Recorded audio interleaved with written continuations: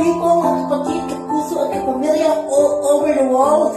Alam niyo po ba na ang buhay ng bawat isa sa atin ay tulad ng isang likhang sining? Ang iba ay makulay at ang iba naman ay black and white.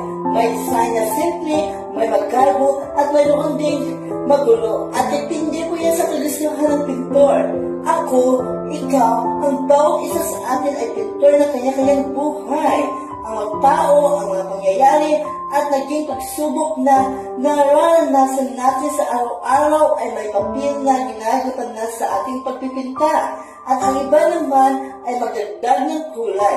At ang iba naman ay magbubula. Pero meron dyan na gagawing masalimuot ang pagpipinta. Pero meron din tutulong sa iyo na ayusin ang bawat linya na iyong pinipinta. Pero sa huli, sa iyo pa rin nakasalalay kung ano ang gusto mong makita sa iyong pagpipinta.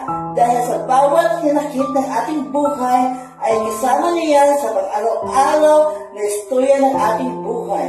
Kung may kontrabida man, ay hindi mawawala ang superhero sa ating pagpipinta, sa ating sariling pelikula ng ating buhay. At tayo po mismo ang gumagawa ng ating story sa buhay at tayo din ang bida sa sariling pelikula ng ating buhay.